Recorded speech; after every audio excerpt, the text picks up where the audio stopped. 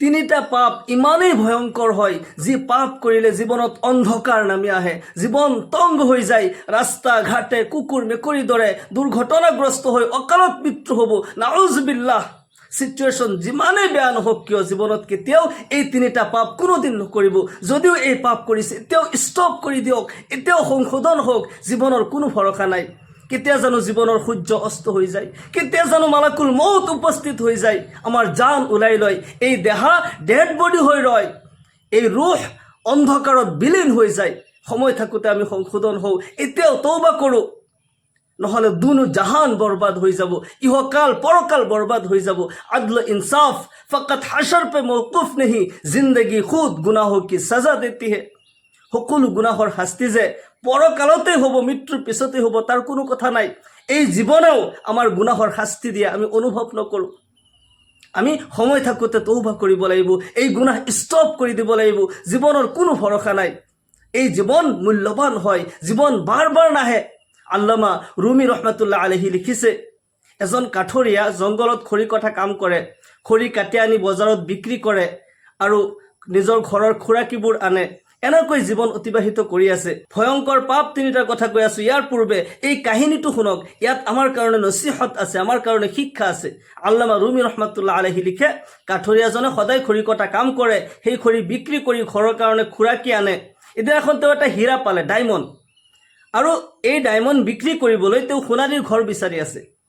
আৰু সোণাৰীৰ ঘৰ এটা বিচাৰি বিচাৰি পালে। সোণাৰীজনক যেতিয়া দেখালে, বস্তুটো চোৱাচোন আছলি হয় নে নহয়, এই হীৰা আছলি হয় নে নহয়, যদি আছলি হয় ইয়াৰ কিমত মোক দিয়া, মূল্য মোক দিয়া, মই বিক্ৰী কৰিম।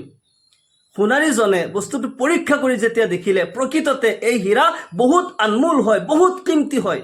আগৰ দিন আছিল সত্যৰ যুগ, কোনেও কাকো ধোকা নিদিয়ে, বেছিভাগ মানুহ ভাল মানুহ আছিল।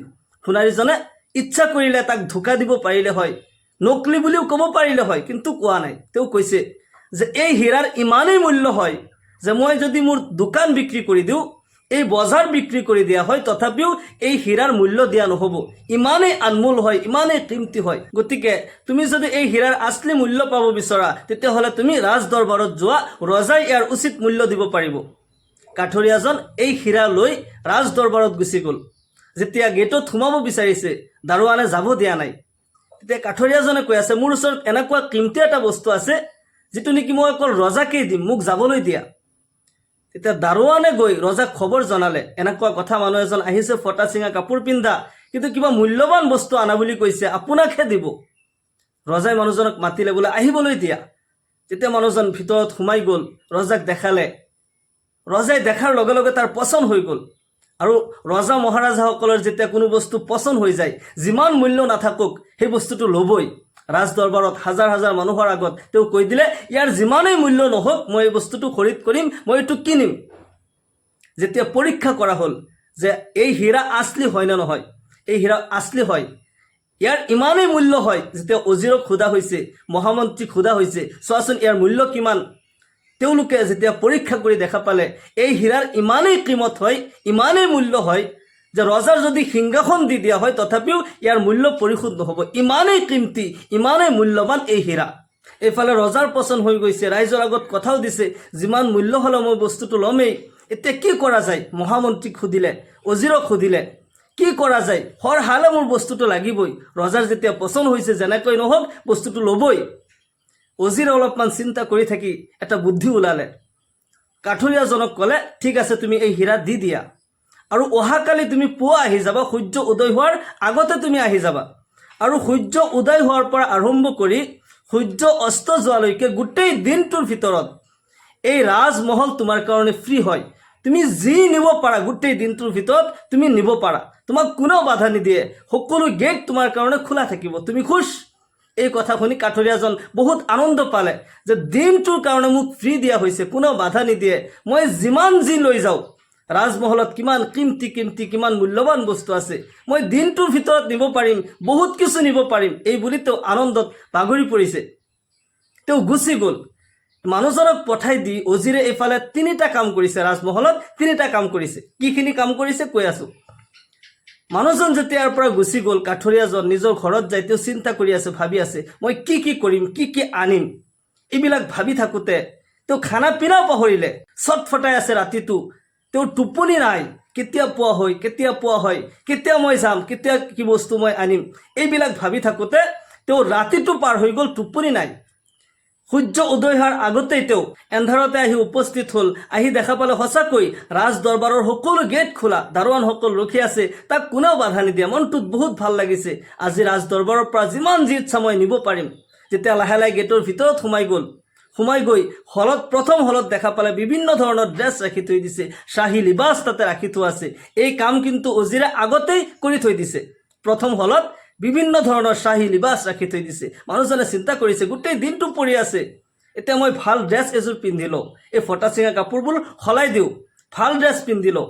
যেতিয়া এযোৰ পিন্ধিছে, গ্লাছত দেখা পাইছে নহয় পচন্দ হোৱা নাই, আকৌ এযোৰ পিন্ধিছে, পচন্দ হোৱা নাই, আকৌ পিন্ধিছে, পচন্দ হোৱা নাই, কোনো ড্ৰেছ পচন্দ নহয়। এনেকৈ ড্ৰেছ সলাই থাকোঁতে তাৰ 2-2.5 ঘণ্টা ইয়াতে পাৰ হৈ গ'ল। অৱশেষত এযোৰ পচন্দ হৈছে, বহুত ভাল লাগিছে, ইয়াতে প্ৰায় 8টা-9টা বাজি গৈছে। যেতিয়া আৰু অলপ আগবাঢ়ি যায়, দ্বিতীয় মহলত যেতিয়া দেখা পালে বিভিন্ন ধৰণৰ খাদ্য তাতে ৰাখি থোৱা আছে, বিভিন্ন ধৰণৰ খানা, এনেকুৱা খানা তেওঁ খাব দূৰৰ কথা, কোনোদিন দেখাও নাছিল। এইফালে মানুহজন আছে ভোকত, ৰাতিপুৱাৰ পৰা একো খোৱা নাই, ৰাতিও একো খোৱা নাছিল, কাৰণ তেওঁ টেনশ্যন কৰি আছিল, ৰাজ দৰবাৰৰ পৰা মই কি আনিম, কি কৰিম, এইবিলাক ভাবি থাকোঁতে তাৰ খানাও ভাল লগা নাই। ৰাতিপুৱাৰ পৰা একো খোৱা নাই। যেতিয়া ভোক লাগিছে আৰু ভোক অৱস্থাত বিভিন্ন ধৰণৰ খানা, বিভিন্ন আইটেম যেতিয়া দেখা পাইছে, এইবিলাক তেওঁ কোনোদিন দেখাও নাছিল। এই খানাত যেন তেওঁ বাগৰি পৰিল আৰু ইটো খাইছে, সিটো খাইছে, বিভিন্ন ধৰণৰ খানা খাই থাকোঁতে তাৰ পেটত আৰু জেগা নোহোৱা হ'ল, ইমানেই ফিট কৰি খাইছে, ভাল লিবাস পিন্ধিছে, ভোকৰ অৱস্থাত খানা খাইছে, গোটেই ৰাতি এইফালে টোপনি নাই, উৰে নিশাতেও চটফটাই থাকিল। যেতিয়া পেট ভৰ্তি খানা খালে তাৰ ভাগৰ লাগিল। তৃতীয় মহলত যেতিয়া আগবাঢ়ি গ'ল, এনেকুৱা সুন্দৰ সুন্দৰ বিচনা দেখা পালে, শ্বাহী বিচনা তাতে পাৰি থোৱা আছে। এই কাম কিন্তু অজিৰে আগতেই কৰি থৈ দিছে। মানুহজনে যেতিয়া ভোকৰ অৱস্থাত পেট ভৰ্তি খানা খালে, ৰাতিটো এইফালে টোপনি হোৱা নাই, ভাগৰো লাগিছে, খানা খোৱাৰ পিছত এটা ভাগৰ লাগিছে, তেওঁ ভাবিলে গোটেই দিনটো পৰি আছে, মই অলপমান ভাগৰ দিওঁ, অলপমান আৰাম কৰোঁ, ইমান সুন্দৰ সুন্দৰ বিচনা পাৰি থোৱা আছে, শ্বাহী বিচনা পাৰি থোৱা আছে, মই অলপমান আৰাম কৰোঁ। অলপমান ভাগৰ দিওঁতে তাৰ টোপনি আহিল, আৰু যেতিয়া টোপনি গ'ল, কোনোবাই যেন তাক মাতি আছে, জগাই আছে। যেতিয়া সাৰ পাই দেখা পালে এন্ধাৰ হৈ গ'ল। আল্লাহু আকবাৰ, মানুহবিলাকে কৈ আছে, ইয়াৰ পৰা ওলাই যোৱা।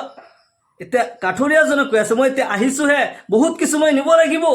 বোলে নাই, এতিয়া সময় নাই, তোমাক দিনটোৰ কাৰণে সময় দিয়া হৈছিল, আৰু দিন এতিয়া পাৰ হৈ গৈছে, টাইম আপ, এতিয়া আৰু তোমাৰ টাইম নাই।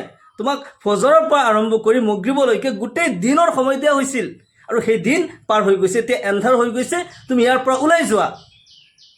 এতিয়া মানুহজনে ইটো ধৰিছে, সিটো ধৰিছে, থাপ মাৰি ধৰিছে, তাৰ হাতৰ পৰা কাঢ়ি লৈ গৈছে, নহয়, এতিয়া তোমাৰ নিয়াৰ কোনো সময় নাই, সময় শেষ হৈ গৈছে। মানুহজন যাব বিচৰা নাই, তাক গতা মাৰি মাৰি গেটৰ পৰা ওলাই দিয়া হ'ল, বাহিৰত দলি মাৰি পেলাই দিয়া হ'ল। আল্লামা ৰুমি ৰহমাতুল্লাহ আলাইহি লিখে, মানুহজনে ইচ্ছা কৰিলে ৰাতিপুৱাৰ পৰা আৰম্ভ কৰি সূৰ্য অস্ত যোৱালৈকে দিনটোৰ ভিতৰত ৰাজমহলৰ পৰা কিমান কি আনিব নোৱাৰিলে হয়, কিন্তু তেওঁ কি কৰিলে, প্ৰথমতে ভাল ড্ৰেছ বিচাৰিলে, ভাল খানা বিচাৰিলে, সুন্দৰ বিচনা বিচাৰিলে, আৰামৰ বিচনা বিচাৰিলে, আৰু আৰামৰ বিচনাত টোপনি গ'ল, যাৰ কাৰণে তাৰ কিমতি হীৰা সি বৰবাদ কৰিলে।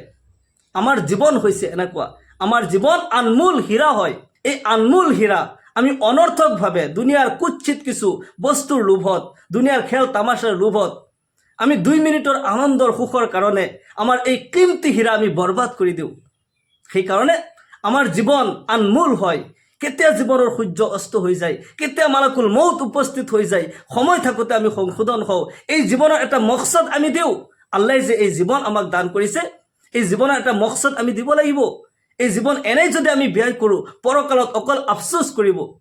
মালাকুল মৌত উপস্থিত হৈ গ'লে যদি মই কওঁ, মোক বহুত টকা পইচা আছে, মই অলপ দান খৈৰাত কৰোঁ, 2 ৰাকাত নামাজ পঢ়াৰ সুবিধা মোক দিয়া, দিব জানো?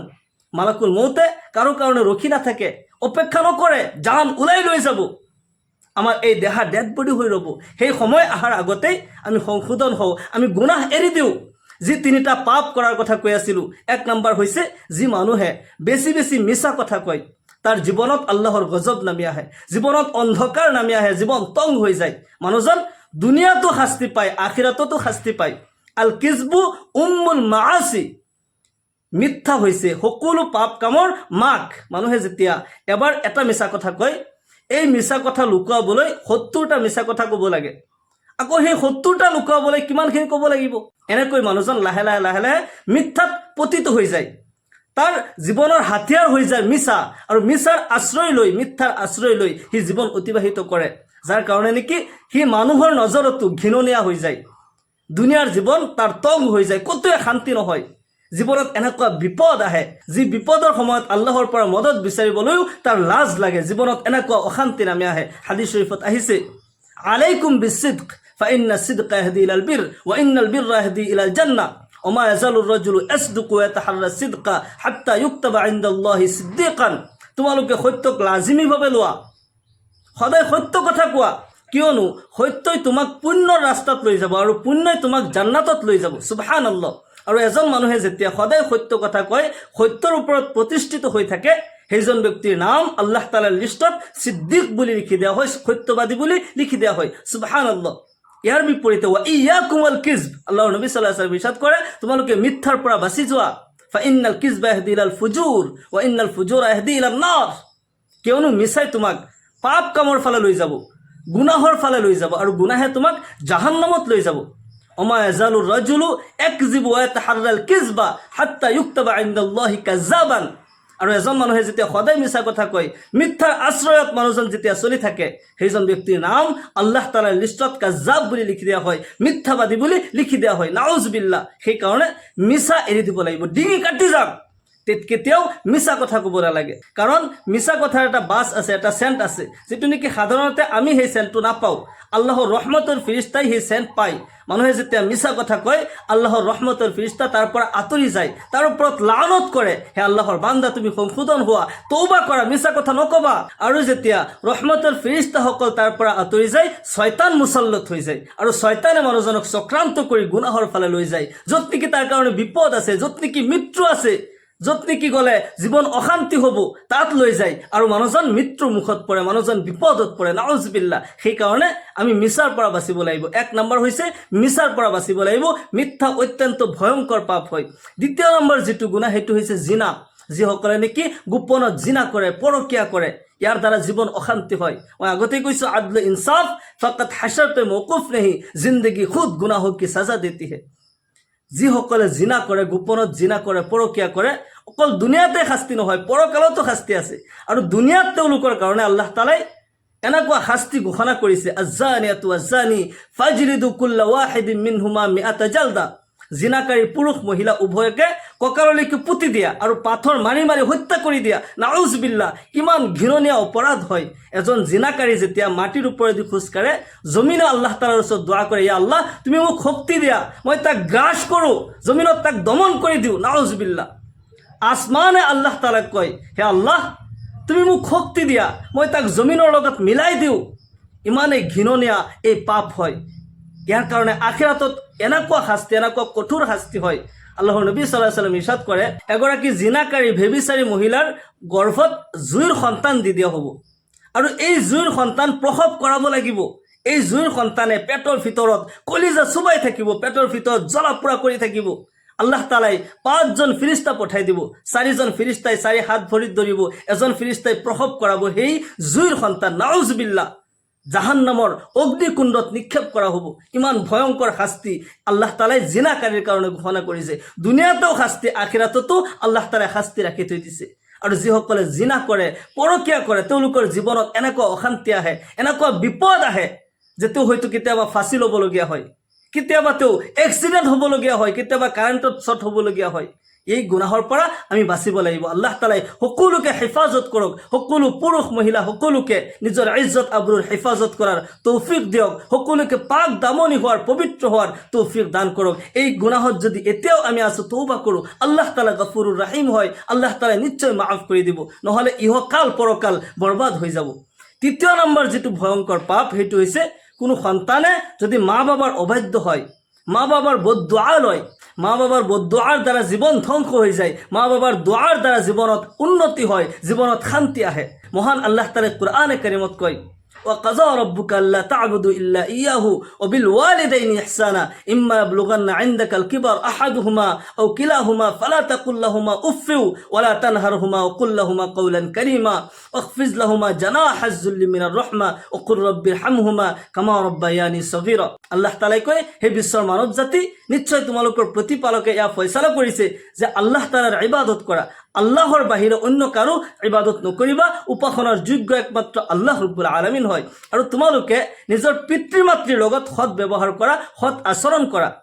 তেওঁলোকৰ কোনোবা এজন কিংবাতো দুইজনে যেতিয়া তোমাৰ জীৱনত বিদ্ধ হৈ যায়, তেওঁলোকৰ আগত উফ শব্দটো ব্যৱহাৰ নকৰিবা আৰু তেওঁলোকৰ আগত নিজকে এনেকৈ পেশ কৰা যে তুমি তেওঁলোকৰ বাধ্য হয়, তেওঁলোকে যি কৰে তোমাৰ লগত কৰিব পাৰে, তুমি তেওঁলোকৰ বাধ্য হয়। আৰু তেওঁলোকৰ কাৰণে আল্লাহৰ ওচৰত দোৱা কৰা, ৰব্বিৰ হামহুমা কামা ৰব্বায়ানি সগীৰা, ইয়া আল্লাহ, মোৰ পিতৃ মাতৃক তুমি এনেকৈ ৰহমতৰ কোলাত লালন পালন কৰা যিদৰে তেওঁলোকে মোক সৰুতে মৰমৰ কোলাত লালন পালন কৰিছিল। সুবহানাল্লাহ। সেই পিতৃ মাতৃক যেতিয়া কোনো সন্তানে আঘাত দিয়ে, আল্লাহ তাআলা নাৰাজ হৈ যায়, তাৰ জীৱন অশান্তি হৈ যায়, জীৱন তং হৈ যায়। সেই সন্তান ৰাস্তা ঘাটে কুকুৰ মেকুৰীৰ দৰে বেইজ্জতি হয়, অসানবাণীৰ মৃত্যু হয়, অকালত মৃত্যুবৰণ কৰে। নাউজুবিল্লাহ। আল্লাহ তাআলা আমাক সকলোকে হেফাজত কৰক, এনেকুৱা গুনাহৰ পৰা বাচি থকাৰ তৌফিক দান কৰক। এই জীৱনৰ কোনো ভৰসা নাই। সেই সময় অহাৰ আগতেই, মালাকুল মৌত উপস্থিত হোৱাৰ আগতেই, ৰুহ ওলাই যোৱাৰ আগতে আমি তৌবা কৰোঁ আৰু সংশোধন হওঁ, জীৱনত নেক আমল কৰোঁ, যাৰ দ্বাৰা নেকি পৰকালৰ ৰাস্তা আসান হয়ে যাব, জান্নাতেৰ ৰাস্তা আসান হয়ে যাব। আল্লাহ তাআলা আমাক সকলোকে কোৱা আৰু শুনাতকৈ বেছি বেছি আমলৰ তৌফিক দান কৰক। সকলোকে আল্লাহুম্মা আমিন। ওয়া আখিৰু দাওয়ানা আলহামদুলিল্লাহি ৰাব্বিল আলামিন। আসসালামু আলাইকুম ওয়া ৰাহমাতুল্লাহি ওয়া বাৰাকাতুহু।